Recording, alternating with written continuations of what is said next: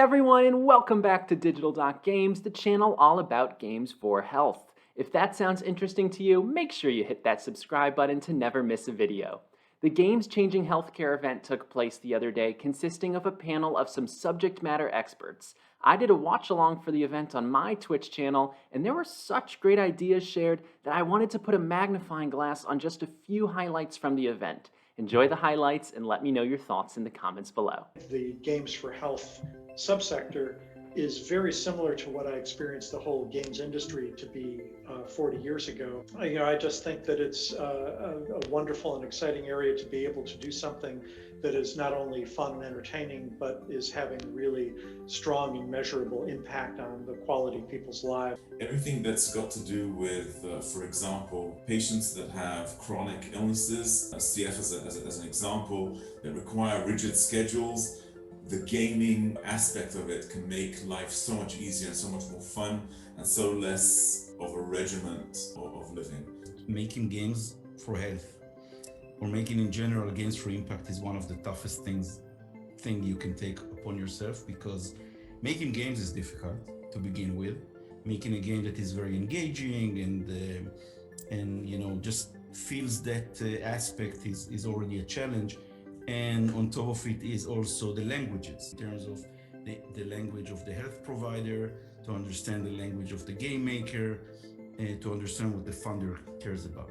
The development of the game should always focus on the impact of making a change in the health outcomes. I think we're going to learn more from looking at the joy people are experiencing, playing Animal Crossing. We'll learn so much more about health than the reverse. The games that I've seen that go to the thing that is most obvious in health, which is behavior change. At the same time, we have games that are about training. Maybe we're training a surgeon to do a better job. Other citizen science games are games that have a completely different impact objective, and they're focusing on the collaboration and almost like helping doing it better than even a supercomputer. Then we have games that are what happens in your brain, right? Cognitive science games. Asi's doing a great job right now of breaking down how big games for health is and how it's really not just one topic. There's so many different avenues. Let me throw in one other emerging category of games as diagnosis tools. That there's some interesting research showing that just by observing how people's use of a keyboard or a mouse changes over time, you may detect neurodegenerative diseases years before other measures do that. Within the last 2 years, I do a lot. I'm the chair of the Warrior Gamers Mental Health Committee, and we bring active duty and veterans and young people together in gaming, recreational gaming, to promote health and social emotional well-being. So I had a young person. He was the son of a Vietnam special operator.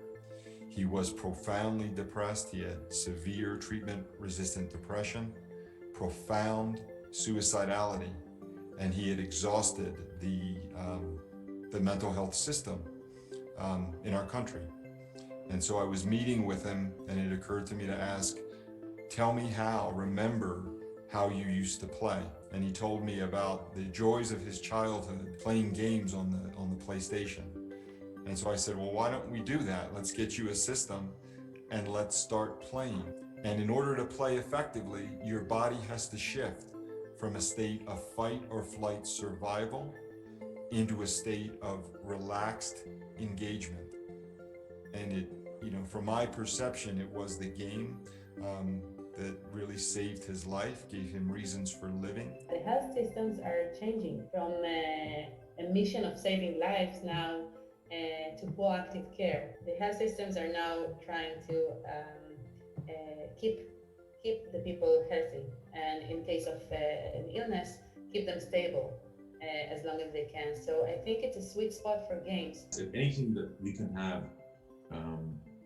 using games to increase compliance, that is something that leads to the second word that I would like to put in, which is reimbursement. And reimbursement, if we can actually get This is the big key. to get reimbursed by companies such as that we represent and others, we have the amazing combination between things that are actually good for you and you can actually create a revenue stream from. The game I've been most directly involved with on the treatment side has been what has grown into Kildly Interactive. And what I love about that is that it is a treatment. It is, in fact, in the testing, they've had results that have been similar to the efficacy of drugs like Adderall or Ritalin, but that the side effects that they've noted, the two most frequently noted ones were occasional headaches or frustration. And I love the fact that it's such a light amount of side effects for having such a powerful effect on things. The difficult thing is that when you get a game that is now classified on a similar level to heavy-duty pharmaceutical drugs, there's a responsibility that comes with that. And in the games industry, of course, we're used to handing out, test versions of our game and trying it, freely among people. If the game is reputed to be as powerful as a drug, then the question is this tantamount to a pharmaceutical company saying, well, we're not really sure if this works yet, why don't you take a pill and try it? There was one study published that says, gamers bounce back from failure more quickly. That's cool. And they're much more able to learn sort of in process. And then from that gaming, we have the opportunity to get better in relation to other people, right? So if you and I play and you beat me in game, then I can have gratitude for you as my teacher.